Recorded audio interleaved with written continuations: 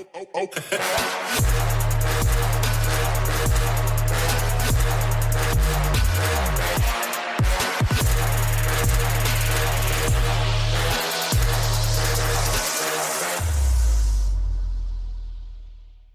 everybody, it is your boy Super Saiyan Cat back with another Xenoverse 2 video for you guys today.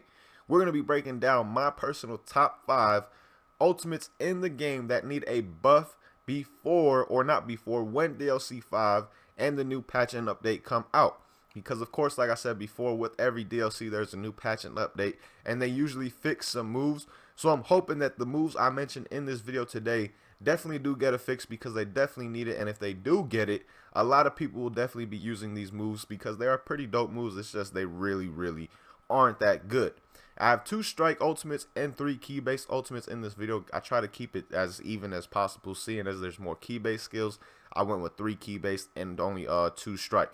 But before we get that video or this video started, guys, leave skill test votes and suggestions down below in this video, because a lot of people have been asking for a skill test and I haven't done one in like over a month. So I would like to get some new votes and suggestions regarding a skill test, what you guys would like to see. So leave that down below in the comments and I'll be sure to get to it, because again, a lot of people have been asking for a skill test. I haven't done one in a very long time, so I'd definitely like to do that. So again, leave your votes and suggestions for a skill test down below in the comments. But let's get into my top 5 ultimates that need a buff when the new DLC 5 comes out.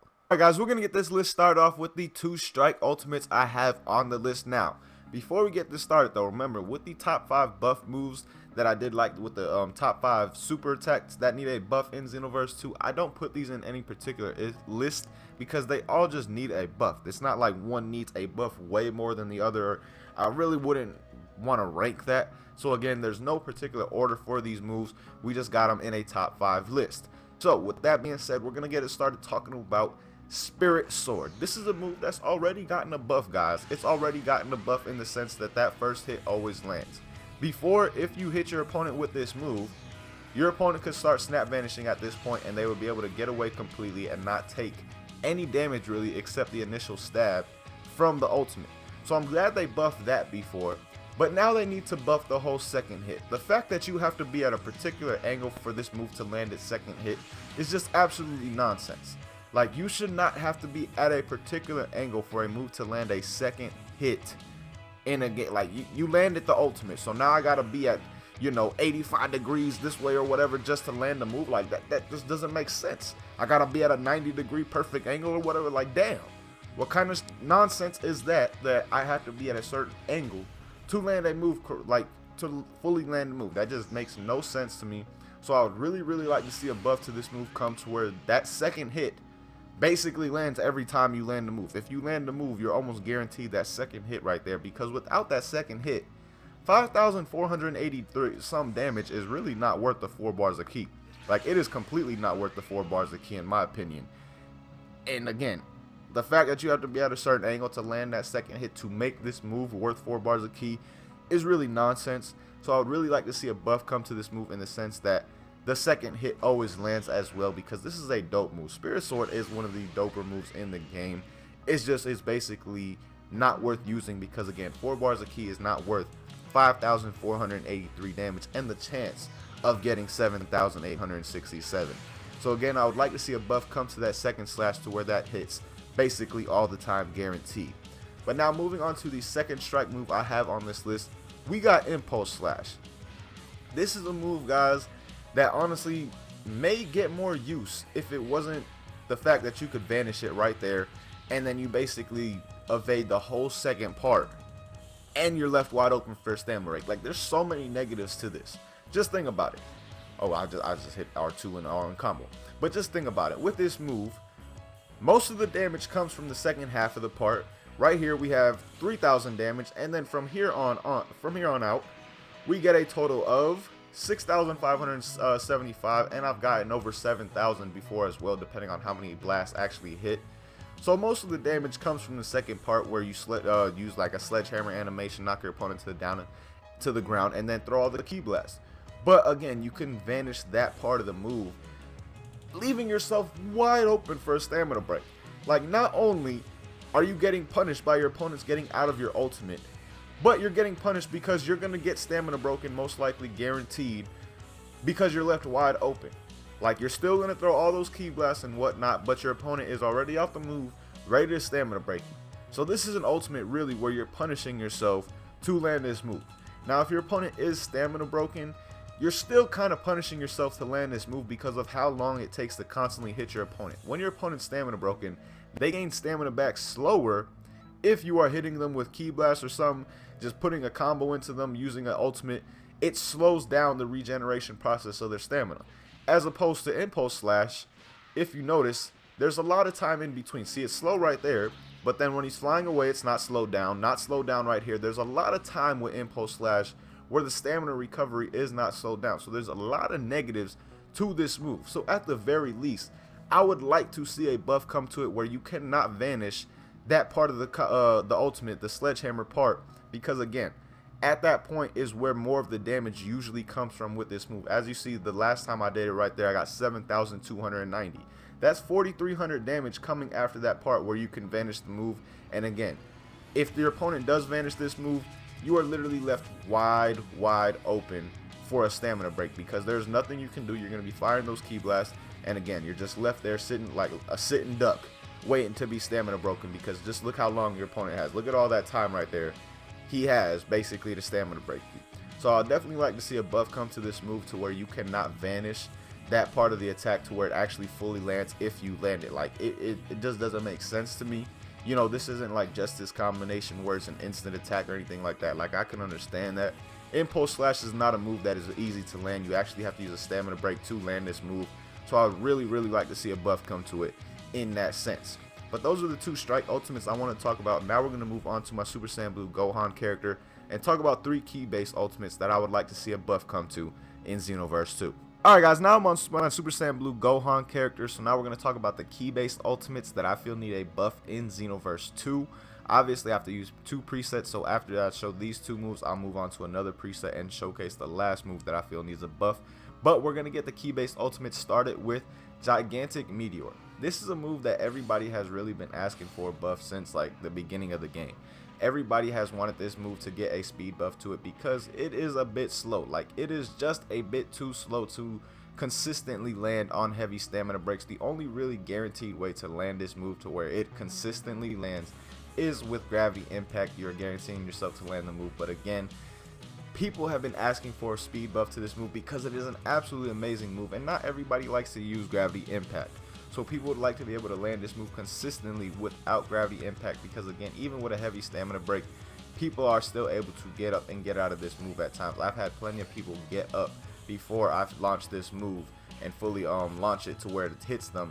They get up and start snap vanishing away. So a little speed buff to this move would be lovely. But at the same time, guys, remember, if they do give this move a speed buff, they may also make it worth 4 or 5 bars of ki, because it does 11,980 damage. So if it was worth 4 or 5 bars of ki, I would have no problem, because think about it, Final Kamehameha doesn't do as much damage as Gigantic Meteor.